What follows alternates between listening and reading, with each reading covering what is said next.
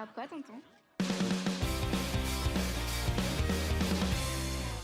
Allez, on parle de Black Dog, une série qui est sur Netflix, hein, il me semble. Tout à fait, exactement. C'est une série qui est sur Netflix en ce moment avec, Keira Knightley et Ben, l'excellent Ben, Whishaw. Ouais, déjà on peut dire ça. On peut dire que les acteurs, ils sont excellents. Alors je vais pas être trop d'accord avec toi. Oui, Ben Whishaw est exceptionnel. C'est un acteur que j'adore d'ailleurs. Tant, pour Keira Knightley, bon, je suis un peu moins d'accord. Moi, au-delà du jeu d'actrice, ce qui m'a déçu, c'est l'histoire, c'est le scénario.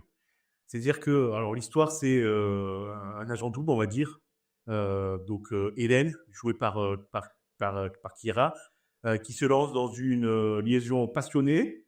Et lorsque son mari meurt, son amant meurt, pardon, lorsque son amant meurt, on lui envoie une espèce de garde du corps qui se trouve être un ami, un ancien ami pour la protéger.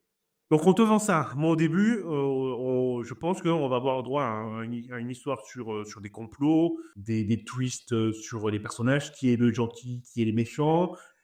Et en fait, tout ça, c'est une série romantique et sur une histoire romantique dont tu te fous parce que les personnages sont pas assez creusés pour que tu y crois. Ouais, non, mais c'est vrai, non, mais franchement, je suis complètement d'accord avec toi. Alors, moi, je dois dire, les 2-3 premiers épisodes, en fait, m'ont vraiment branché de Black Doves. J'étais dedans, j'avais envie de savoir ce qui se passait, quel était le complot qui était mis en place.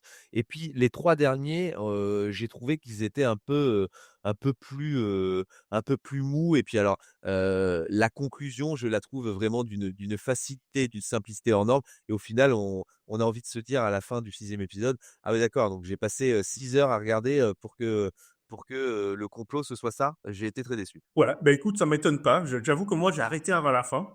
Je suis désolé, mais c'est vraiment une série mauvaise. Alors j'irai pas jusqu'à dire une série mauvaise parce que j'ai pas passé un mauvais moment, mais j'ai trouvé la conclusion vraiment très très facile et j'ai quand même passé un bon moment à la regarder. J'irai pas jusqu'à dire que c'est une série mauvaise. Après effectivement, je crois qu'ils ont déjà annoncé une saison 2. Je n'irai pas regarder la saison 2 effectivement. On va dire décente, quoi. Ouais, Hein. voilà, décevante. Ou alors vraiment pour le rôle de Ben Whishaw qui vraiment, lui je trouve il tire vraiment son épingle du jeu. Enfin, c'est déjà un acteur moi que j'adore, pour ceux qui ne le connaissent pas forcément, regardez les James Bond, les derniers James Bond avec Daniel Craig, c'est lui qui joue Q, le nouveau Q, et je trouve qu'il est tout en subtilité. Après la série, voilà effectivement pour moi aussi elle est trop orientée vers les histoires d'amour et au final on s'en manque un peu à part celle de Ben Whishaw, mais encore une fois voilà, il a fallu qu'on soit vraiment au ton de 2024 quoi. Ouais, et puis on dirait que dans la série, on veut tout mettre, quoi, pour plaire à tout le monde. Voilà exactement, ouais. Il y a un thriller, il y a des jeux d'espions, Il y a une histoire d'amour, romance. mais tout ça, ça se passe, 5 jours avant Noël parce que faut que ce soit une série de Noël.